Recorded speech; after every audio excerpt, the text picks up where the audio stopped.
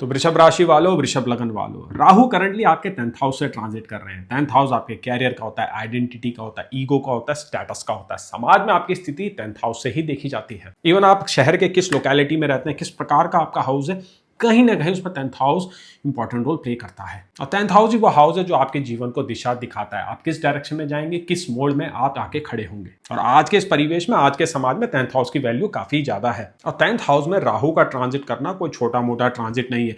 One of the best results Rahu 10th house में ही देते हैं। काफी हाई अचीवर्स लोगों के हॉरोस्कोप में राहु 10th हाउस में नेचुरली पाया जाता है। और ये भी देखा गया है कि लाइफ में बड़े इवेंट और बड़ा राइज राहु के 10th हाउस के गोचर में ही होते हैं। और राहु करंटली अपनी ही राशि में है, अपने ही नक्षत्र में है। लेकिन विडंबना यहाँ पे यह है कि राहु ने आपको अब तक अपने कंप्लीट रिजल्ट्स नहीं दिए हैं। राहु पिछले साल मई के महीने में आपके 10th हाउस के ऊपर आए थे और इस साल दिसंबर के महीने में वो आपका 10th हाउस छोड़ के 9th में आ जाएंगे। तो बचे 6 महीने। तो क्या इन 6 महीनों में राहु अपने 10th हाउस के वो अमेजिंग और फैंटास्टिक रिजल्ट देंगे? क्या आपके कैरियर में राइज आएगा, स्टेटस में बढ़ोतरी होगी, फाइनेंसेस आपके ऊपर उठेंगे? इन सभी बातों को हम इस वीडियो में आप जानने वाले हैं। लेकिन आगे बढ़ने से पहले ये बात जरा समझ लेते हैं, जान लेते हैं कि क्यों राहु ने 10th हाउस में आपको अब तक संपूर्ण रिजल्ट्स नहीं दिए हैं।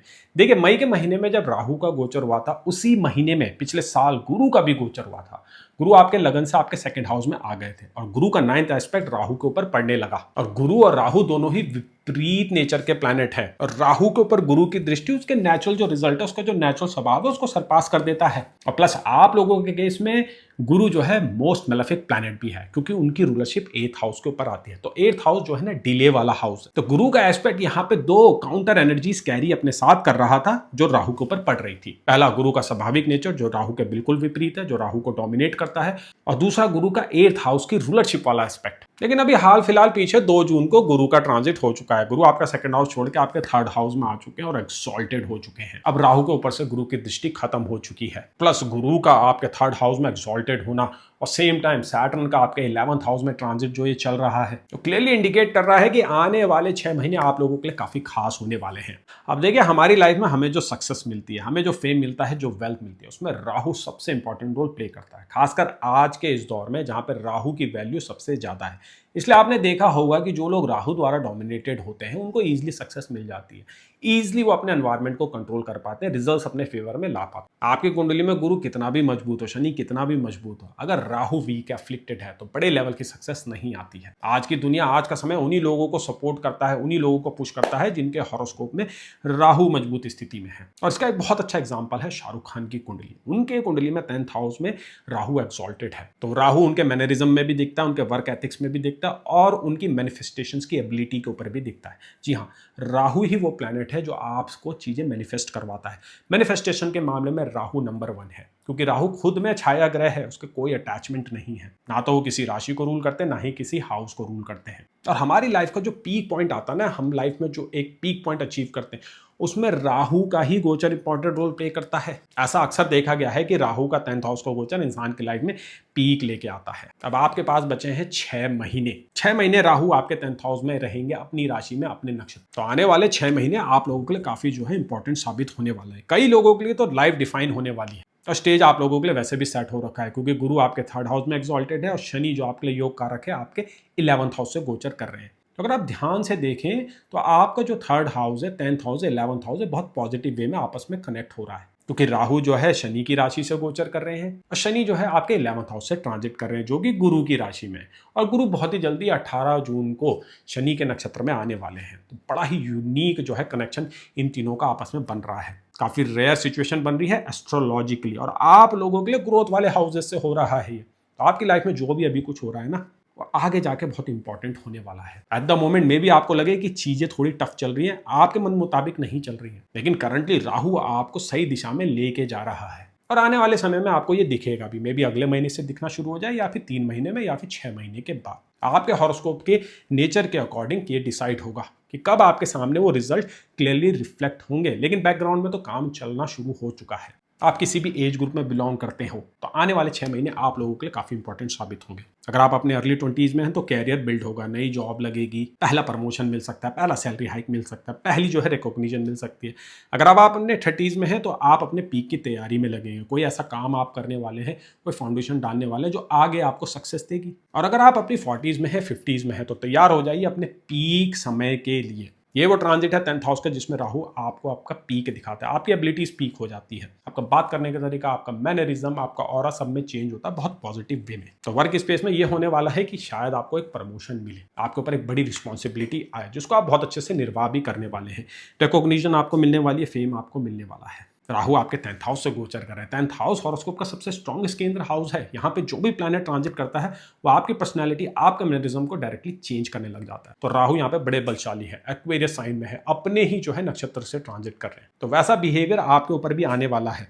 कुछ समय के लिए आप राहु से काफी अलाइन महसूस करने वाले हैं। इजिली लोगों को आप कन्विंस कर पाएंगे, बातें मनवा पाएंगे। अपने एनवायरनमेंट में आपका बहुत अच्छा कंट्रोल होगा। एनवायरनमेंट और सिचुएशंस को आप इजीली रीड भी कर पाएंगे। अब्रॉड अगर आप जाना चाहते हैं, अब्रॉड से भी बहुत अच्छे गेन खुलते हुए दिख रहे हैं। अब्रॉड रिलेटेड फैक्टर या अब्रॉड से भी इनकम आप लोगों के लिए भर भर के आने वाली है। ट्रैवलिंग भी आपकी बहुत होते हुए दिखाई दे रही है और इंपॉर्टेंट जो है मीटिंग्स आप अटेंड करने वाले, वहां पे बहुत अच्छा अब आप परफॉर्म भी करने वाले हैं। राहु का 10th हाउस का ट्रांजिट ना जिम्मेदारियों का एहसास भी कराता है। ये वो ट्रांजिट है जो आपको रिकॉग्नाइज कराता है कि आपकी क्या ड्यूटीज है लोगों के प्रति, समाज के प्रति या परिवार वालों के प्रति। तो ये ट्रांजिट सिर्फ आपके कैरियर या फिर आपकी इंडिविजुअल ग्रोथ तक ही रिस्ट्रिक्टेड नहीं है।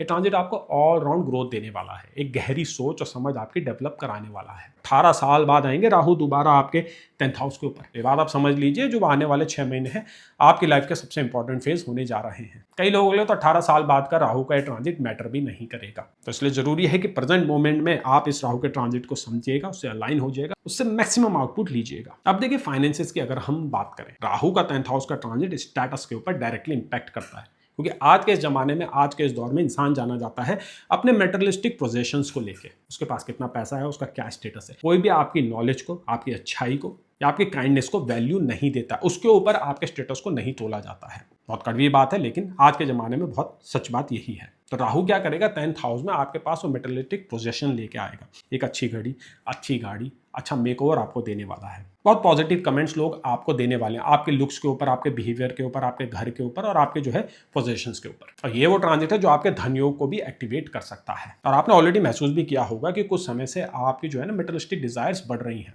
चीज़ों को कलेक्ट करने की जो है आपकी इच्छा भी बढ़ रही है। कुछ लोग परफ्यूम कलेक्ट कर रहे हैं, कुछ लोग वॉचेस कलेक्ट कर रहे हैं और कुछ लोगों को घूमने का भी शौक लगा है, क्योंकि राहु 10th हाउस में बहुत अच्छा एक्सपोजर देता है। क्योंकि राहु 10th हाउस में क्या है ना, आपको बहुत अच्छी लर्निंग भी करवाता है। अब तक तो हम ये समझते हैं कि राहु जो है 10th हाउस में सिर्फ डिजायर्स देता है, आपको जो है ग्रीड को बढ़ा देता है और कई प्रकार की नेगेटिविटी से उसको हमने एसोसिएट करके रखा है।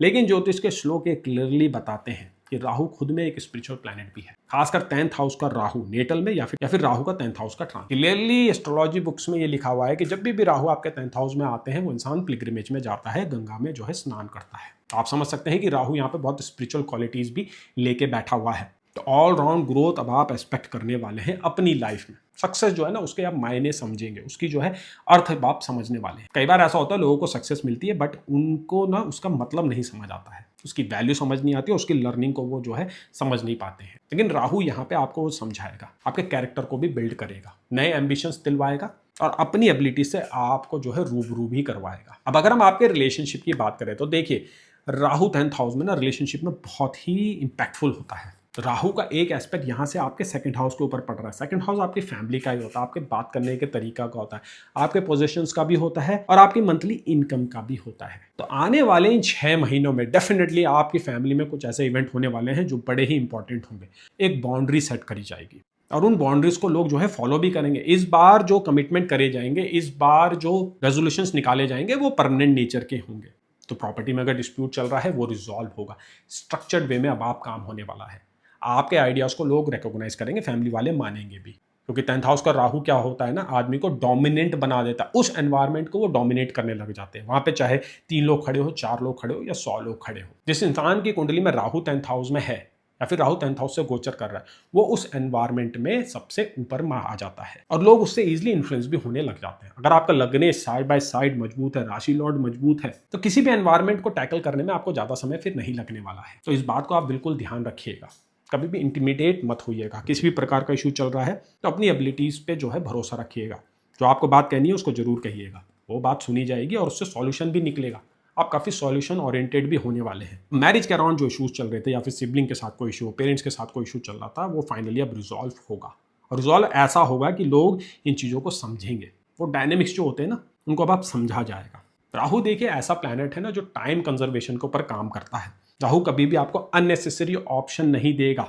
वो हमेशा आपको सही जगह पे ले जाएगा और सही ऑप्शंस दिखाएगा। तो आने वाले समय में आपको ये क्लियरली नोटिस होगा कि आपके पास ना सॉल्यूशन अपने आप आ रहे हैं और अपने आप आपको दिख भी रहे हैं और बहुत जल्दी भी आ रहे हैं। ऐसा नहीं होगा कि आपको मल्टीपल चीज़ें जो है ट्राई करनी पड़े। जो आइडियाज़ होते हैं किसी प्रॉब्लम का, जो समाधान होता है, वो ऑटोमेटिकली सबसे पहले आप ही के ऊपर आने वाला है, आप ही के पास आने वाला है। तो इस प्रकार से राहु ऑपरेट आपको कराने वाला है, आपका वो माइंडसेट और आपका वो फील्ड डेवलप कराने वाला है। और हेल्थ के अराउंड भी राहु 10th हाउस में बहुत अच्छे रिजल्ट देते हैं। सबसे पहले तो बहुत अच्छा फिजिकल मेकओवर होता है। मेंटली तो मैंने आपको बता दिया राहु कितने पॉजिटिव चेंजेस आपको लेके आएंगे, लेकिन फिजिकली भी आपके ऊपर चेंजेस आएंगे। ग्रे कलर आपको पसंद आएगा, ब्लैक ड्रेस आप काफ़ी ज़्यादा पहनने लगेंगे, चार्मिंग हो जाएंगे, परफ्यूम को कलेक्ट करने का आपको काफ़ी शौक लगेगा, अच्छी अच्छी पार्टीज में आप हैंग आउट भी करेंगे और लाइफस्टाइल में इंप्रूवमेंट आप लेके आएंगे। तो सोशल हेल्थ तो आपकी काफ़ी अच्छी होने वाली है। मेंटल हेल्थ पे भी एक पॉजिटिव इंपैक्ट दिख रहा है, सक्सेस वाला माइंडसेट डेवलप हो रहा है। अब अगर हम आपके फिजिकल हेल्थ की बात करें तो यहाँ पे देखिए राहु बहुत अच्छे रिजल्ट देगा आपको। इवन तो सेकंड हाउस में राहु का एस्पेक्ट पड़ रहा है तो डाइट के ऊपर कुछ इंपैक्ट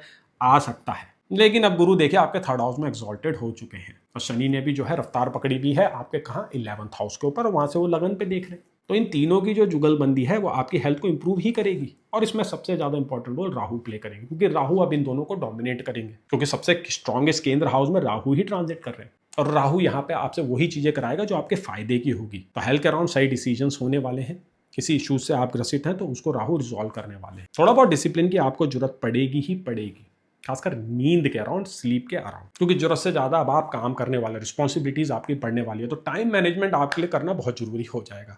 सेम टाइम रेमेडीज़ भी आपको काफ़ी हेल्प करने वाली है। तो सबसे पहली रेमेडीज़ यहाँ पे रहेगी कि अपने शुक्र को बलवान करें। शुक्र आपके लिए राशि के लॉर्ड है, लगन के लॉर्ड है। उसको मजबूत किया जाता है व्हाइट सफायर से, जो आप अपनी रिंग फिंगर में पहन सकते हैं। देखिए शुक्र और राहु का बड़ा ही जो है यूनिक संबंध है। शुक्र राहु की जो पावर है ना उसको एम्पलीफाई कर देते हैं, जैसे गुरु जो है राहु की पावर को कम करते हैं, शुक्र राहु की पावर को बढ़ा देते हैं। तो अगर आपकी कुंडली में शुक्र पहले घर में बैठा है, 10th में बैठा है, 4th में बैठा है या फिर 7th में बैठा है, तो ये गोचर आपके लिए और बेहतर होने वाला है। और दूसरी रेमेडी आप ये कर सकते हैं कि राहु को पेसिफाई कीजिए, डोनेशन कीजिए ग्रे आइटम्स का, ग्रे कपड़ों का, और आप दुर्गा सप्तशती का भी पाठ कीजिए या फिर दुर्गा चालीसा का या फिर दुर्गा देवी कवच का। इससे राहु के बेस्ट से बेस्ट रिजल्ट्स आप लोगों को मिलेंगे और जल्दी जल्दी मिलेंगे, क्योंकि मात्र 6 महीने बचे हुए हैं। अब चीज़ें बहुत फास्ट तरीके से अब होने वाली है आप लोगों के साथ। तो इन सिचुएशंस को कैपिटलाइज करने के लिए, उन सिचुएशंस के लिए रेडी होने के लिए रेमेडीज भी करना जरूरी है। अवेयरनेस डेफिनेटली हेल्प करती है, बट रेमेडीज बैकग्राउंड में चीज़ों को जो है सेट करती है, अवरोध कम करने लग जाते हैं। लेकिन देखिए पर्सनलाइज रेमेडी आपके हॉरोस्कोप के ऊपर ही डिपेंड करेगी, जिसके लिए आप कंसल्टेशन ले सकते हैं। नीचे नंबर दिया हुआ है,